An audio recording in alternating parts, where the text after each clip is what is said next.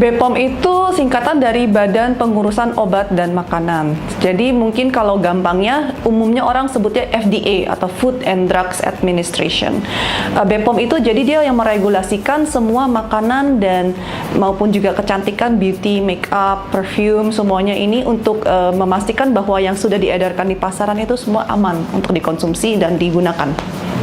Jadi untuk satu produk mendapatkan BPOM itu pertama harus diproduksi melewati fasilitas yang sudah disertifikasi juga sama BPOM. Jadi sudah ada izinnya seperti semacam pabrik gitu ya, pabriknya, tapi juga sudah harus ada seperti GMP certification, kalau bahasa Indonesia CPKB. Lalu juga ada syarat-syaratnya lagi yang dia harus dapatin dulu dari si BPOM untuk layak untuk memproduksi. Nah, jadi harus kita kerjasama dengan fasilitas yang sudah mendapatkan ini. Itu yang pertama. Lalu kedua, setelah itu kita ada uji-uji yang harus kita lewati seperti stability testing, QC, dan yang lain-lainnya.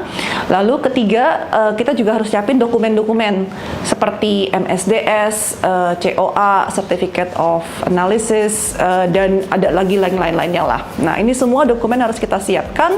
Lalu kita mulailah proses untuk aplikasi ajuin ke BPOM. Ajuinnya itu semuanya via online kalau sekarang, jadi ada platformnya, kita tinggal masukin dan kita upload semua dokumen-dokumen maupun formula. Kita harus kasih formulanya dan hasil uji-uji labnya tadi semuanya kita upload, lalu tinggal sisanya kita tunggu hasilnya dari BPOM.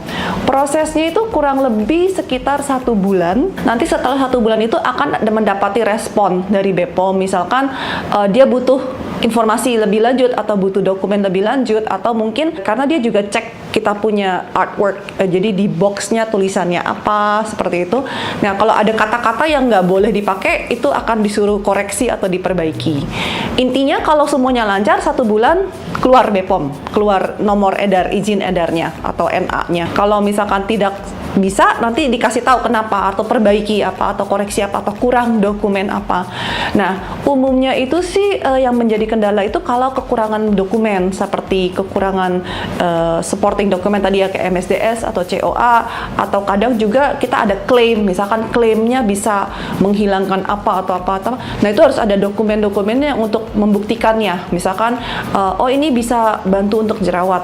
Oke, buktinya mana? Jadi kita harus ada supporting dokumen-dokumen seperti itu. Atau bahan ini bisa membantu apa-apa, nah itu harus ada dokumennya. Nah, yang biasanya menjadi kendala di sini karena kekurangan dokumen, jadi di reject atau tolong lengkapi dulu. Nah, kalau perlu dilengkapi lagi tuh nunggu lagi sebulan lagi untuk dapat hasil lagi. Jadi yang biasa bikin lama karena itu nunggu lagi sebulan. Padahal cuma kurang 1 dokumen tapi nunggunya sebulan lagi. Seperti itu.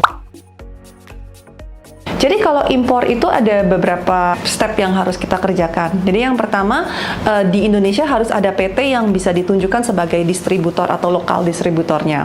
Nah, si PT ini juga harus punya tempat atau fasilitas atau gudang, satu area untuk dia menyimpan barang-barang yang diimpor ini atau produk-produknya ini.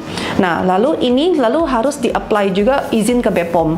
Karena nanti ada license-nya atau ada izinnya dari BPOM yang nanti di-approve kalau fasilitas ini, PT ini boleh untuk mengedarkan, distribusikan produk brand ini, seperti itu. Jadi ada extra step lagi. Nah, kalau ini semua sudah oke, baru bisa diedarkan atau keluar proses nomor BPOM-nya. Untuk halal juga sama sih, mirip-mirip seperti BPOM, yaitu yang diprosesnya itu dimulai dari pabriknya dulu. Jadi fasilitasnya harus disertifikasikan dulu halal. Jadi mereka akan cek semuanya dari cara kerjanya, semuanya. Kalau itu semua sudah oke, baru kita bisa masuk untuk proses produknya di halal, proses halal. Nah, untuk masuk ke produknya juga sama sih, kurang lebih dia butuh dokumen-dokumen, banyak dokumen.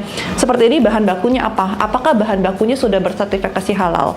Kalau bahan bakunya sudah halal, itu lebih mudah karena bahan baku sudah halal, pabrik sudah halal, oke, biasanya produk no problem gitu.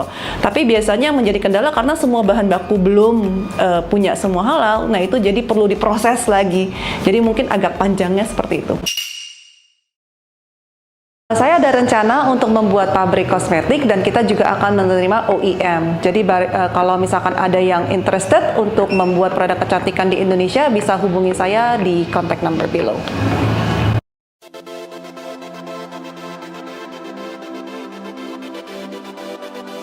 Nanggung